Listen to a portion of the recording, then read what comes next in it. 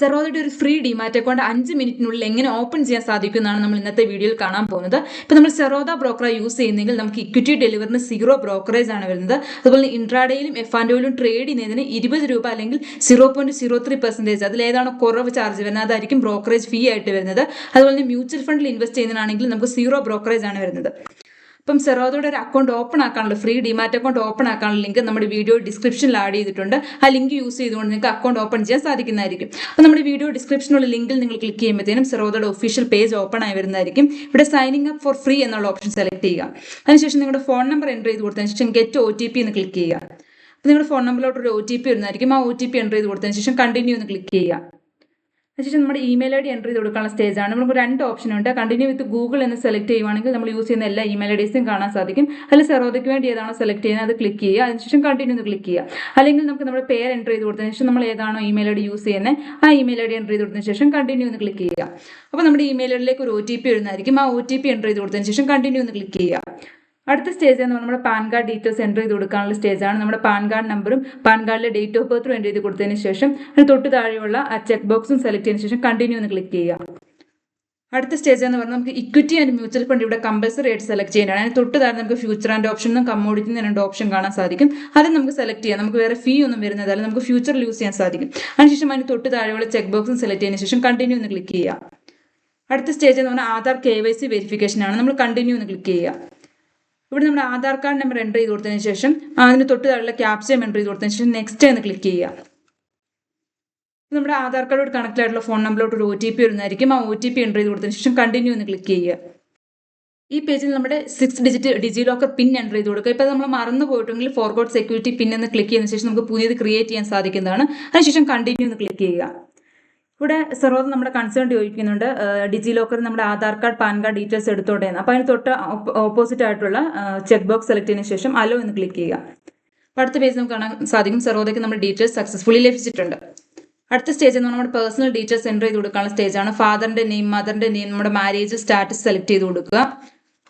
അതുപോലെ നമ്മുടെ annual income select ചെയ്ത് കൊടുക്കുക. നമ്മൾ ട്രേഡിംഗ് എക്സ്പീരിയൻസ്, നമ്മൾ പുതിയൊരാളാണ്, എത്ര വർഷമായിട്ട് എക്സ്പീരിയൻസ് ഉണ്ടെന്നുള്ളത് സെലക്ട് ചെയ്ത് കൊടുക്കുക. അതുപോലെ നമ്മുടെ ജോലി എന്താണെന്നുള്ളത് സെലക്ട് ചെയ്ത് കൊടുക്കുക. അതുപോലെ preference for running account settlement, നമ്മുടെ റണ്ണിങ് അക്കൗണ്ട് സെറ്റിൽമെന്റ് ക്വാർട്ടർലി വേണം, മന്ത്ലി വേണം സെലക്ട് ചെയ്യുക. അതുപോലെ നിങ്ങൾ പൊളിറ്റിക്കൽ രാഷ്ട്രീയമായിട്ട് ബന്ധമുള്ള ആളാണെങ്കിൽ യെസ് കൊടുക്കുക, അല്ലെങ്കിൽ നോ കൊടുക്കുക. അതിനുശേഷം കണ്ടിന്യൂ എന്ന് ക്ലിക്ക് ചെയ്യുക.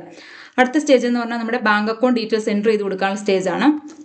നമുക്ക് എൻ്റർ ഡീറ്റെയിൽസ് മാനുവലി എന്ന് സെലക്ട് ചെയ്തിട്ട് നമ്മുടെ അക്കൗണ്ട് നമ്പറും IFSC കോഡും എൻ്റർ ചെയ്ത് കൊടുത്ത് കണ്ടിന്യൂ എന്ന് ക്ലിക്ക് ചെയ്യുവാണെങ്കിൽ നമ്മുടെ ബാങ്ക് അക്കൗണ്ട് ഡീറ്റെയിൽസ് സബ്മിറ്റ് ചെയ്യാൻ സാധിക്കുന്നതാണ്.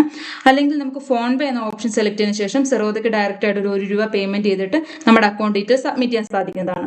അടുത്ത സ്റ്റേജ് എന്ന് പറഞ്ഞാൽ വെബ് ക്യാം വെരിഫിക്കേഷൻ ആണ്. നമ്മുടെ ഒരു സെൽഫി എടുത്തിട്ട് ക്യാപ്ചർ ചെയ്തിട്ട് അത് അപ്ലോഡ് ചെയ്യാനുള്ള സ്റ്റേജാണ്. നമ്മുടെ ഒരു സെൽഫി എടുക്കുക, അതിനുശേഷം അത് അപ്ലോഡ് ചെയ്തതിനു ശേഷം കണ്ടിന്യൂ എന്ന് ക്ലിക്ക് ചെയ്യുക.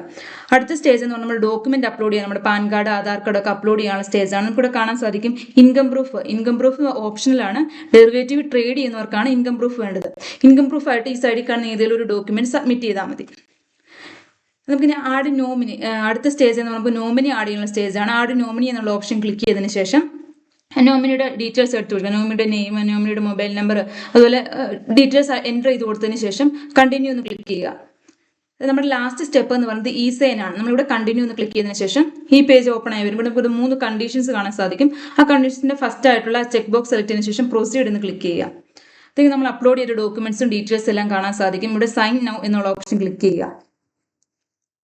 അതിനുശേഷം നമ്മളിവിടെ ആധാർ കാർഡ് നമ്പർ ഇവിടെ എൻ്റർ ചെയ്ത് കൊടുക്കുക. അതിനുശേഷം അതിന് തൊട്ട് താഴെ ഒരു ചെക്ക് ബോക്സ് കാണാൻ സാധിക്കും. അതുകൂടെ സെലക്ട് ചെയ്തതിനു ശേഷം ഗെറ്റ് OTP എന്നുള്ള ഓപ്ഷൻ സെലക്ട് ചെയ്യുക. അപ്പോൾ നമ്മുടെ ഫോൺ നമ്പറിലോട്ട് ഒരു OTP വരുന്നതായിരിക്കും. ആ OTP എൻ്റർ ചെയ്ത് കൊടുത്തതിന് ശേഷം വെരിഫൈ OTP എന്ന് ക്ലിക്ക് ചെയ്യുക.